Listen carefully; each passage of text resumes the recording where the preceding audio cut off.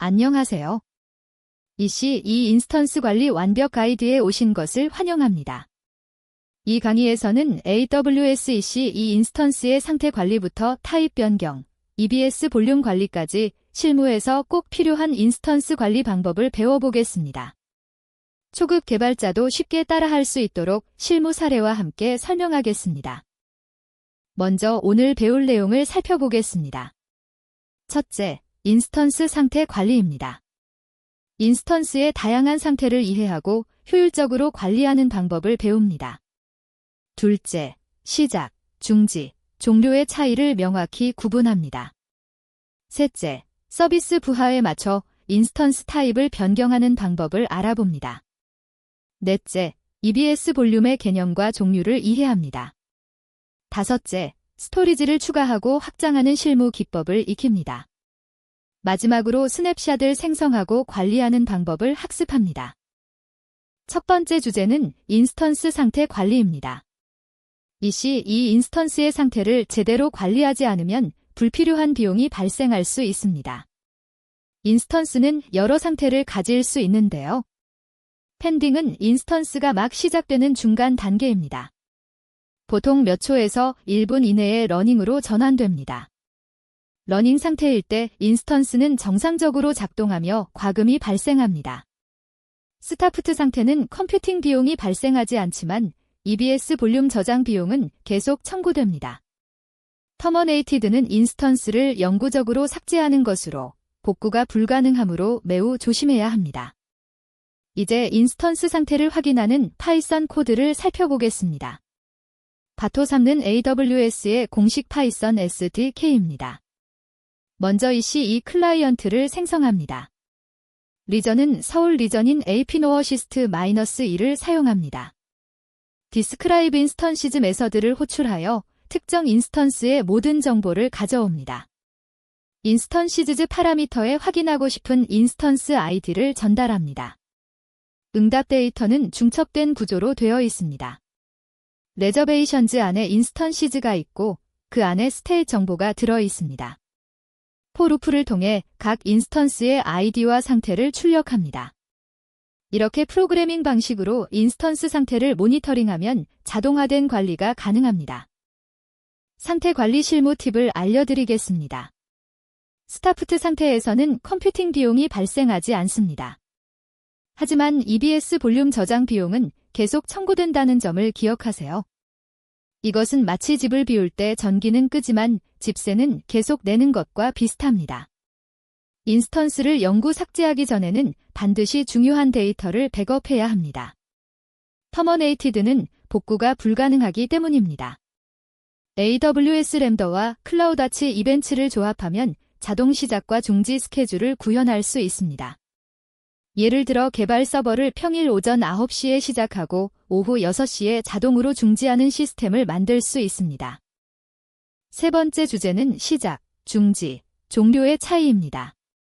많은 초보 개발자들이 이 세 가지를 혼동합니다. 중지는 인스턴스를 일시적으로 꺼두는 것입니다. 컴퓨터의 전원을 끄는 것과 같습니다. 모든 데이터가 EBS 볼륨에 안전하게 보관되며 언제든 다시 시작할 수 있습니다. 재부팅은 운영체제만 다시 시작하는 것으로 퍼블릭 IP나 프라이빗 IP가 변경되지 않습니다. 종료는 인스턴스를 영구적으로 삭제하는 것입니다. 되돌릴 수 없는 작업이므로 매우 조심해야 합니다. 중요한 인스턴스에는 반드시 종료 방지 옵션을 활성화하세요. 인스턴스 제어 명령 코드를 살펴보겠습니다. 톱 인스턴시즈 메서드는 인스턴스를 중지합니다. 이 명령을 실행하면 인스턴스는 스타핑 상태를 거쳐 스타프트 상태가 됩니다. 스타트 인스턴시즈 메서드는 중지된 인스턴스를 다시 시작합니다. 중요한 점은 중지 후 다시 시작하면 퍼블릭 IP 주소가 변경될 수 있다는 것입니다. 고정 IP가 필요하다면 일레스틱 IP를 사용해야 합니다. 리부트 인스턴시즈 메서드는 인스턴스를 재부팅합니다. 이것은 SSH로 접속해서 sudo 리부트 명령을 실행하는 것과 거의 동일합니다. 터머네이트 인스턴시즈 메서드는 주석 처리되어 있습니다. 이것은 영구 삭제 명령이므로 정말 조심해야 합니다. 실무에서는 이 명령을 실행하기 전에 반드시 확인 절차를 거칩니다. 중지와 종료 주의사항을 다시 한번 강조하겠습니다. 중지는 언제든 재시작이 가능하며 데이터가 안전하게 보존됩니다. 하지만 중지 후 재시작하면 퍼블릭 IP가 변경될 수 있으므로 주의가 필요합니다. 반면 종료는 되돌릴 수 없는 작업입니다. 연결된 EBS 볼륨도 함께 삭제되므로 데이터가 완전히 사라집니다. 터미네이션 프로텍션 기능을 활성화하면 실수로 인한 삭제를 방지할 수 있습니다. AWS 콘솔에서 한 번의 클릭이 큰 사고로 이어질 수 있으니 항상 주의하세요. 5번째 주제는 인스턴스 타입 변경입니다. 서비스의 부하에 따라 적절한 타입을 선택해야 하며 필요시 언제든 타입을 변경할 수 있습니다. T-시리즈는 범용 인스턴스로 평소에는 낮은 CPU를 사용하다가 필요할 때 버스트 성능을 발휘합니다. 웹서버, 개발 환경, 소규모 데이터베이스에 적합합니다. M-시리즈는 균형 잡힌 컴퓨팅, 메모리, 네트워크 리소스를 제공합니다. 중소규모의 데이터베이스나 백엔드 서버에 자주 사용됩니다. C-시리즈는 CPU 집약적인 워크로드에 최적화되어 있으며 R-시리즈는 메모리 집약적인 애플리케이션을 위한 타입입니다. 인스턴스 타입 변경 절차를 코드로 살펴보겠습니다. 먼저 톱인스턴시즈 메서드로 인스턴스를 중지합니다. 타입 변경은 반드시 중지 상태에서만 가능합니다. 웨이터 객체를 사용해서 중지가 완료될 때까지 기다립니다. 이 부분이 매우 중요합니다. 중지가 완료되지 않은 상태에서 타입을 변경하려고 하면 에러가 발생합니다. 인스턴스가 완전히 중지되면 마더파이 인스턴스 얼리뷰트 메서드를 호출합니다. 인스턴스 타입 파라미터에 변경하고 싶은 타입을 지정합니다. 이 예제에서는 T3 ismall로 변경했습니다. 마지막으로 스타트 인스턴시즈 메서드로 인스턴스를 다시 시작합니다. 전체 과정은 보통 2에서 3분 정도 소요됩니다. 타입 변경 실무 활용 방법을 알려드리겠습니다.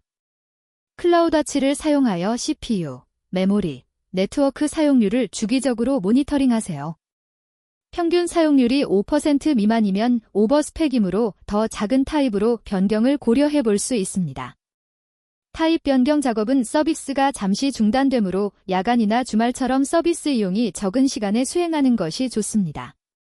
온라인 쇼핑몰의 경우 블랙 프라이데이 같은 이벤트 전에는 큰 타입으로 미리 변경하고 이벤트가 끝나면 다시 원래 크기로 되돌립니다. AWS 컴퓨트 아프터마이저를 사용하면 사용 패턴을 분석하여 최적의 인스턴스 타입을 자동으로 추천받을 수 있습니다. 7번째 주제는 EBS 볼륨 이해입니다. EBS는 일레스틱 블락 스토어의 약자로 EC2 인스턴스에 연결되는 블록 수준의 저장 장치입니다. 마치 컴퓨터의 하드디스크나 SSD처럼 작동하며 인스턴스가 중지되어도 데이터가 보존됩니다. EBS 볼륨은 네트워크로 연결되는 가상 디스크입니다. 물리적으로는 인스턴스와 분리되어 있지만 논리적으로는 연결되어 있습니다. 인스턴스를 중지하거나 재부팅해도 EBS 볼륨의 데이터는 그대로 유지됩니다. 하지만 같은 가용 영역 내에서만 인스턴스에 연결할 수 있으며 한 번에 하나의 인스턴스에만 연결 가능합니다. EBS 볼륨 타입에 대해 알아보겠습니다. GP3는 범용 SSD로 가장 많이 사용되는 타입입니다. 비용 대비 성능이 우수하며 대부분의 워크로드에 적합합니다. 기본 성능도 충분하고 필요시 IOPS와 처리량을 독립적으로 조정할 수 있습니다. IOE는 프로비저닝 IOPS SSD로 고성능이 필요한 데이터베이스나 중요한 애플리케이션에 사용됩니다. IOPS를 매우 높게 설정할 수 있어서 초당 수만 번의 입출력 작업을 처리할 수 있습니다. ST1은 처리량 최적화 HDD로 대용량 순차 읽기 쓰기에 최적화되어 있습니다. 빅데이터 분석이나 로그 처리에 적합하며 SSD보다 느리지만 기가바이트당 비용이 저렴합니다. EBS 볼륨 정보를 조회하는 코드를 살펴보겠습니다. 디스크라이브 인스턴시즈 메서드로 인스턴스 정보를 가져온 후 블락 디바이스 매핑즈 항목을 확인합니다. 이것은 인스턴스에 연결된 모든 블록 디바이스의 목록입니다. 각 블록 디바이스는 디바이스 네임과 바륨 아이디를 가지고 있습니다. 디바이스 네임은 리눅스에서 보이는 디바이스 이름으로 예를 들어 dev에 있다는 루트 볼륨을 의미합니다. 바륨 아이디를 사용해서 디스크라이브 발염즈 메서드를 호출하면 볼륨의 상세 정보를 얻을 수 있습니다. 크기, 타입, IOPS, 암호화 여부 등 모든 정보가 포함되어 있습니다. 이 정보를 활용하여 적절한 볼륨 타입을 선택하고 비용을 최적화할 수 있습니다. 9번째 주제는 스토리지 추가 확장입니다. 서비스가 성장하면 스토리지 용량도 늘려야 합니다. EBS 볼륨은 온라인 상태에서 확장이 가능합니다.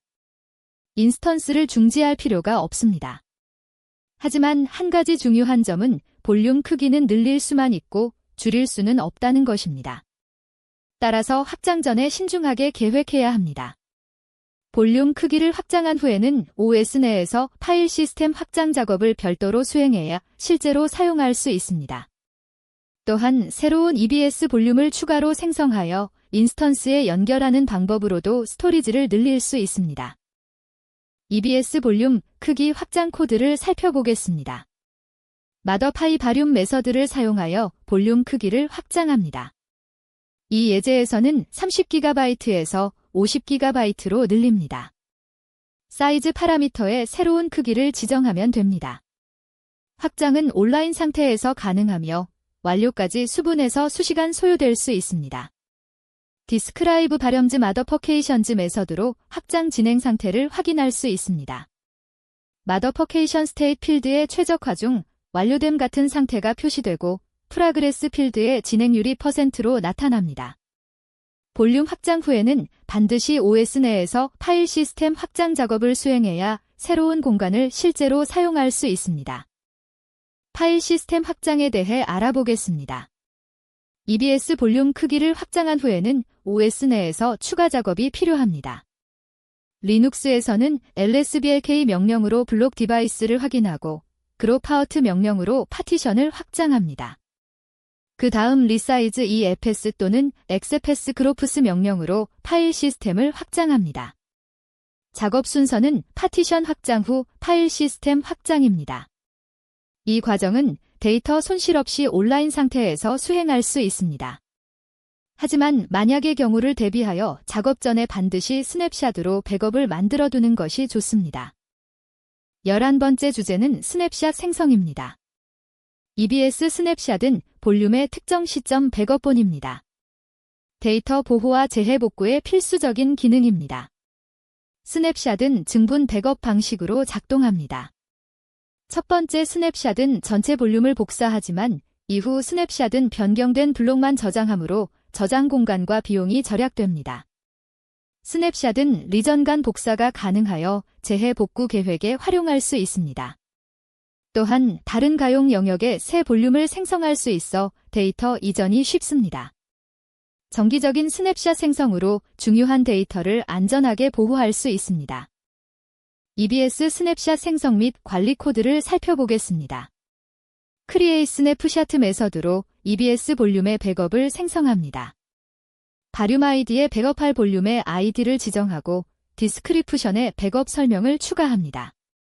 이 예제에서는 현재 날짜와 시간을 설명에 포함시켰습니다. 스냅샷 생성은 즉시 시작되지만 완료까지는 시간이 걸립니다. 웨이터 객체를 사용하여 스냅샷이 완료될 때까지 기다립니다.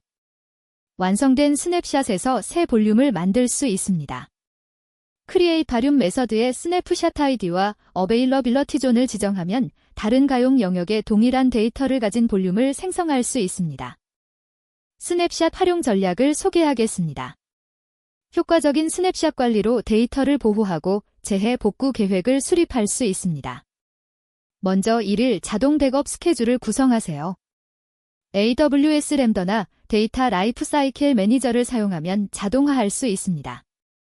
스냅샷은 계속 쌓임으로 30일 이상 오래된 스냅샷은 자동으로 삭제하는 정책을 만드는 것이 좋습니다. 중요한 데이터는 다른 리전에도 스냅샷을 복사하여 보관하세요. 한 리전에 장애가 발생해도 다른 리전에서 복구할 수 있습니다. AWS 데이터 라이프 사이클 매니저를 사용하면 이 모든 과정을 자동화할 수 있어 관리 부담을 크게 줄일 수 있습니다. 이시 이 인스턴스 관리 완벽 가이드를 마치겠습니다. 오늘 배운 내용을 정리하면 인스턴스 상태를 제대로 관리하면 비용을 절감하고 안정적인 서비스 운영이 가능합니다. 중지와 종료를 명확히 구분하여 실수를 방지하고 서비스 부하에 맞춰 적절한 인스턴스 타입을 선택하세요. EBS 볼륨을 이해하고 워크로드에 맞는 타입을 선택하면 성능과 비용을 최적화할 수 있습니다. 정기적인 스냅샷으로 데이터를 보호하고 재해 복구 계획을 수립하세요. 여러분의 AWS 클라우드 여정에 도움이 되기를 바랍니다. 감사합니다.